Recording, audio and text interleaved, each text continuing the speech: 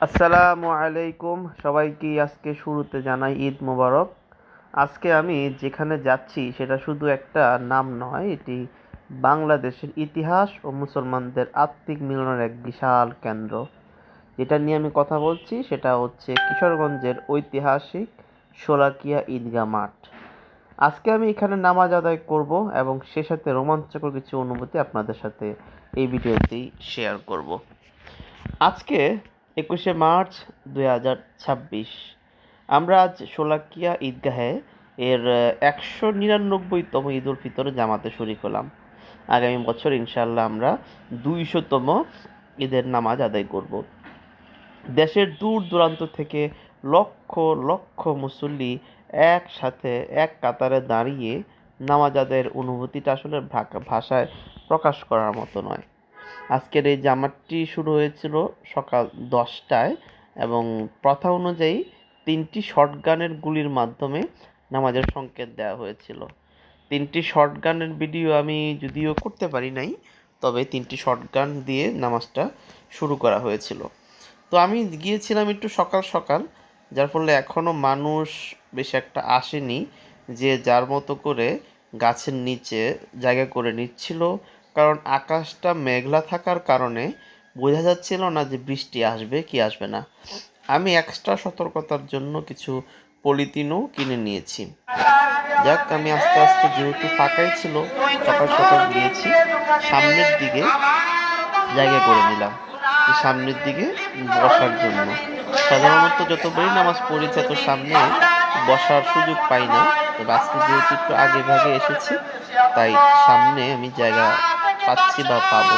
আমি সামনের দিকে গিয়ে যাচ্ছিলাম, সেই সাথে আমার এক কাজিন, তো উনি আমার জন্য জায়গা রেখেছিল, তো ওনাকে খুঁজতে খুঁজতে আমি সামনের দিকে এগিয়ে যাচ্ছি।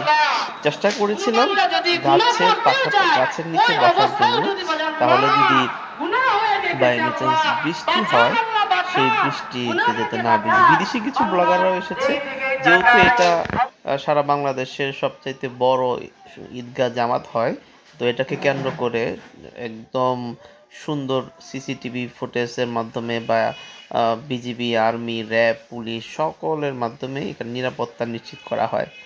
একবার এখানে জঙ্গি হামলা হওয়ার পর থেকে এখানে নিরাপত্তাটা আরও বেশি জোরদার করা হয়েছে। সবাই সবার মতো করে বসা শুরু করেছে, যে যেখানে জায়গা পাচ্ছে নামাজে বিছনা বিছিয়ে বসে পড়ছে। আমিও বৃষ্টির কথা মাথায় রেখে একটা পলিথিন নিয়ে এসেছিলাম, যে পলিথিনটা নিচে বিছিয়ে আমি আসলে যাতে বসতে পারি, বৃষ্টি আসলেও কিছুটা যাতে নিজেকে রক্ষা করতে পারি। যাই হোক, সেই সাথে আমি আস্তে আস্তে বসি এবং একই সাথে এই ইতিহাসটা একটু বলে দিই। এখানে এটা হচ্ছে এই ঈদগাহের যাত্রাটা মূলত শুরু হয়েছিল 1828 সালে। এর প্রতিষ্ঠাতা ছিল সুফি সন্ত এবং ইসলামী নেতা সৈয়দ আহমদ রহমতুল্লাহ আলী। তিনি তার নিজস্ব তালুকের জমিতে প্রথম এই জামাতের আয়োজনটা করেছিলেন এবং নিজেই প্রথম ইমামতি করেন। সেক্ষেত্রে আমরা বলতে পারি যে সৈয়দ আহমদ রহমতুল্লাহ আলী উনিই ছিলেন এই মসজিদের প্রথম ইমাম এবং জমিদাতা। আর এটার ক্ষেত্রে উনি একাই করেন না, এটার ক্ষেত্রে অনেক সহযোগিতাও করা হয়েছিল। সেই সহযোগিতা করেছে প্রতিষ্ঠাতায় জঙ্গলবাড়ি ও হয়বতনগরের যে জমিদার ছিলেন, এই দুই জমিদাররাও এই এত বড় একটা ঈদগাহ মাঠ হওয়ার ব্যাপারে সমর্থন করেছিলেন। এখন এখানে জমিদানটা কে করেছিল? পরবর্তীতে 1950 সালে হয়বতনগরের যে দেওয়ান, জমিদারের কথা একটু আগে বললাম, সেই হয়বতনগরের দেওয়ান মান্নান দাদ খাঁ, উনি হচ্ছে 4.35 একর এই জমি ঈদগাহের জন্য ওয়াকফ অথবা দান করে দেন। তবে বর্তমানে এই মাঠের আয়তন হচ্ছে প্রায় 7 একর। আর এই মসজিদের এখানে একটা মসজিদও আছে, একই সাথে যে ঈদগাহ মাঠটা সেটার নাম শোলাকিয়া। এখন শোলাকিয়া কেন হয়েছিল? এই শোলাকিয়ারও নামের একটা ছোট্ট রহস্য আছে। অনেকে হয়তো এটা ভাবেন যে শোলাকিয়া নামটা কেন।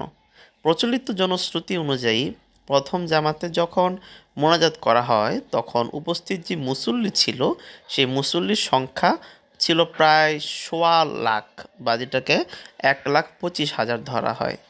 সেই 1,25,00,000 কথাটি থেকেই ধীরে ধীরে 1,25,00,000 এবং তা বর্তমানে আস্তে আস্তে শোলাকিয়া নামটি ধারণ করেছে। অন্য একটি মতে মোগল আমলে এখানকার যে রাজস্বের পরিমাণ ছিল, সেই রাজস্বের পরিমাণটা ছিল 1.25 লাখ টাকা, সেখান থেকে নামের উৎপত্তি হতে পারে। তবে দ্বিতীয় যে মতামতটি আছে যে মোগল আমলে এখানকার রাজস্বের পরিমাণ ছিল 1.25 লাখ টাকা, সেটার থেকে প্রথম যে মতামতটা আছে সেটার ভিত্তিটাই বেশি, এলাকার মানুষ ওইটা অনুযায়ী এটার নাম হিসেবে ধরে রাখে। আর এই যে বর্তমানে এটার পরিস্থিতিটা কেমন এবং এটার নিরাপত্তাটা কেমন, এবং বর্তমানে আমাদের যেই মাঠটা আছে সেই মাঠে টোটাল 265 কাতার রয়েছে। প্রতি কাতারে প্রায় 500 জন মুসল্লি দাঁড়াতে পারে। তবে মাঠ ছাড়িয়ে আশেপাশের রাস্তাঘাট মিলিয়ে 5 থেকে 6 লক্ষ মানুষ অনায়াসে এখানে নামাজ আদায় করতে পারে। 2016 সালের অনাকাঙ্ক্ষিত যে হামলা হয়, এখানে একটা জঙ্গি হামলা হয় এবং কয়েকজন মৃত্যুবরণও করে।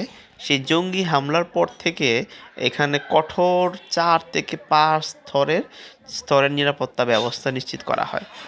এমনকি দূর থেকে আসা যেই মুসল্লিরা ছিল তাদের জন্য শোলাকে স্পেশাল একটা ট্রেনের ব্যবস্থাও থাকে সাধারণত।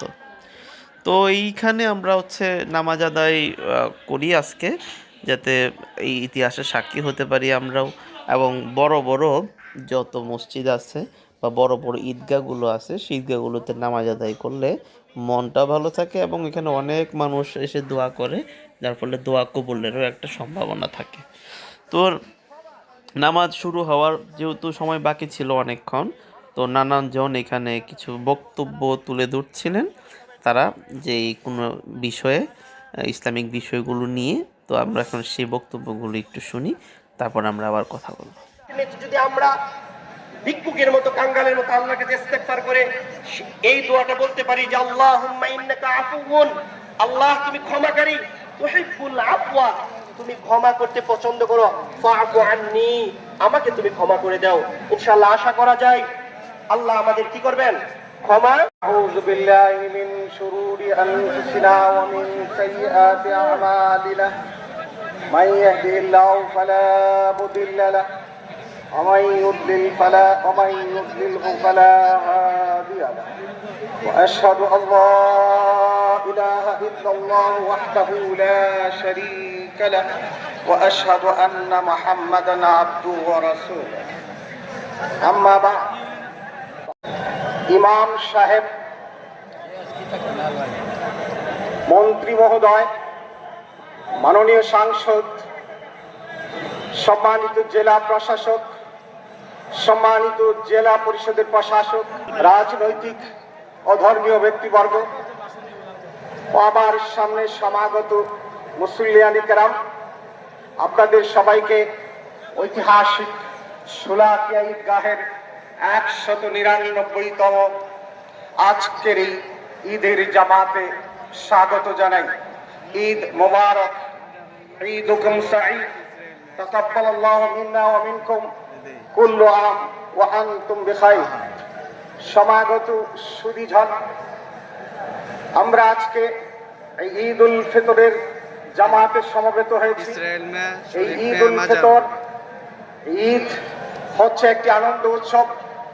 ওই আনন্দ উৎসবকে ঈদ বলা হয় যে আনন্দ উৎসব পালাক্রমে চক্রাকারে নামাজে সুন্দর পোশাক পরিধান করে ওযু গোসল করে খুশবু মেখে আগে ভাগেই চলে যাবেন কিছু শিকার জন্য।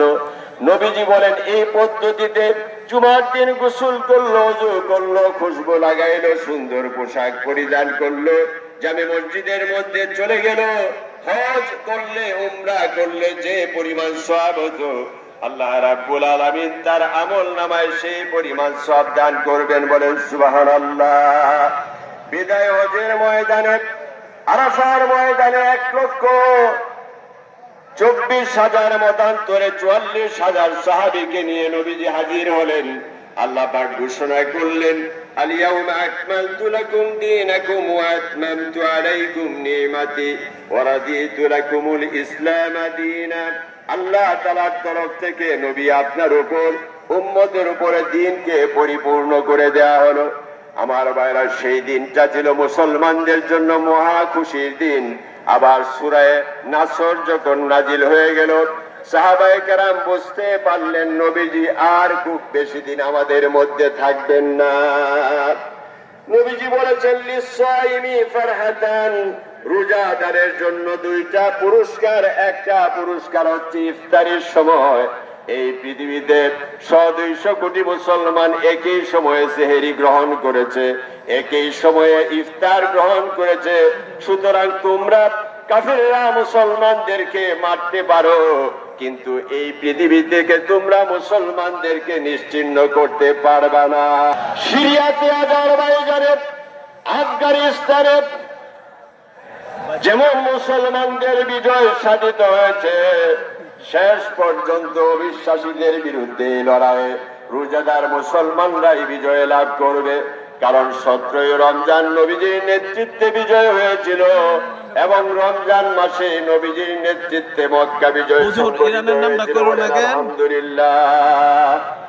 সুতরাং আমার ভাইয়েরা, আপনাদের সাথে মিলেমিশে দলমতের ঊর্ধ্বে উঠে সকল ভেদাভেদ বলে আমরা কাঙ্ক্ষিত বাংলাদেশ গড়ার লক্ষ্যে একসাথে ঐক্যবদ্ধভাবে কাজ করতে পারি। কিশোরগঞ্জের উন্নয়নে আমরা 6টি নির্বাচনী এলাকা সহ এই শহরের সবাই মিলে আমরা যাতে এই সার্বিক উন্নয়নে আমরা কাজ করতে পারি। আজকে প্রশাসনের পক্ষ থেকে, সরকারের পক্ষ থেকে এই জামাতকে সুশৃঙ্খল করার জন্য নিশ্চিত নিরাপত্তা ব্যবস্থা, সার্বিক ব্যবস্থাপনা নেওয়া হয়েছে। ত্রুটি বিচ্যুতি থাকতে পারে, আমরা যদি ভুল ত্রুটি হয়ে থাকে আমরা ক্ষমা চাই।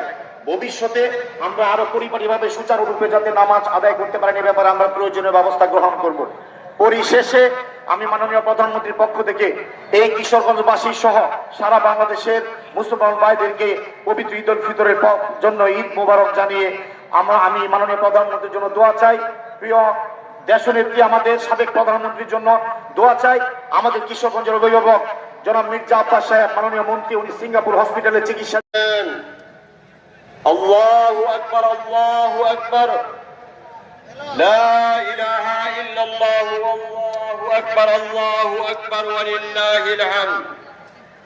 ওয়া নাশহাদু আন লা ইলাহা ইল্লাল্লাহ ওয়াহদাহু লা শারীকা লাহ, ওয়া নাশহাদু আন্না সাইয়্যিদানা ওয়া মাওলানা মুহাম্মাদান আবদুহু ওয়া রাসূলুহু الذي أرسل حين شاء الكفر في البلدان صلى الله عليه وعلى آله وأصحابه ما لمع القمران وتعاقب الملوان. أما بعد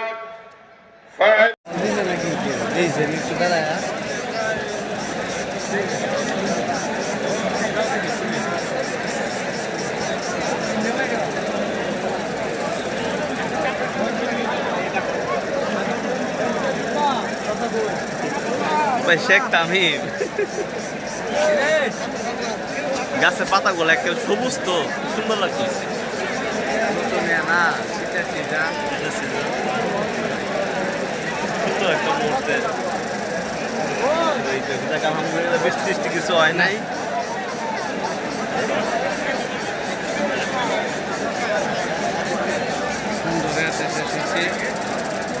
হ্যাঁ সুন্দর, আলহামদুলিল্লাহ। বিস্কুন্না পাইছি, দেন বেড়াক হয়ে উঠছে।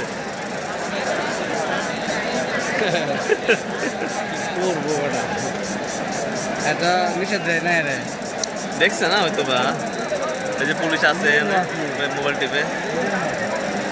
কোলাগুলি করা কি ঈদের সময়? কোলাগুলি করা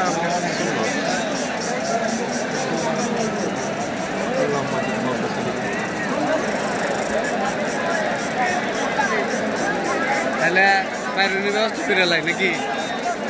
করে লাই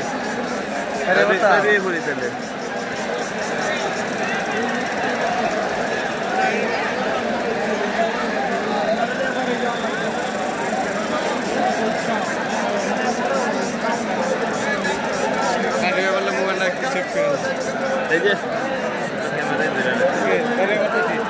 এই নো বাইরে যাতে আসা যেত না। তোমার যাও, তুমি যাবে, আমার যাও নাকি? আমি যাবো, সুবিধা যাবে,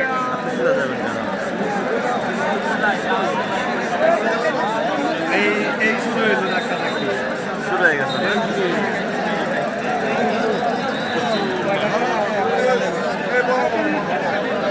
চশমা চশমা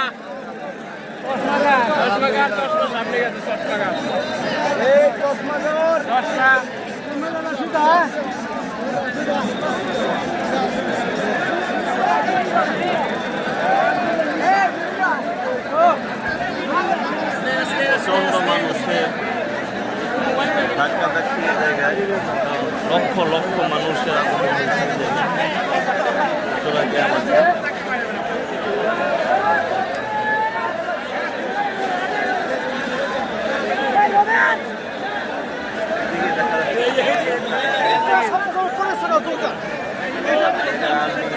সবাই আছে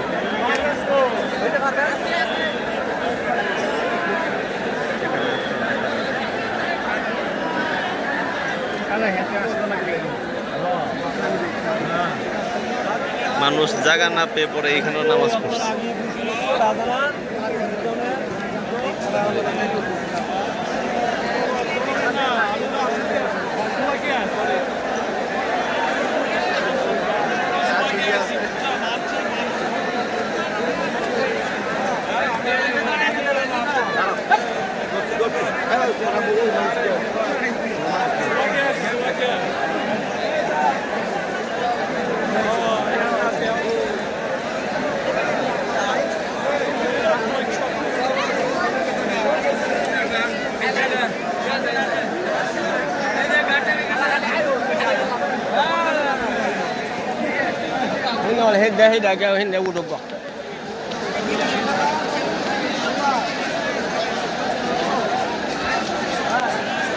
দায়িত্ব শেষ করলো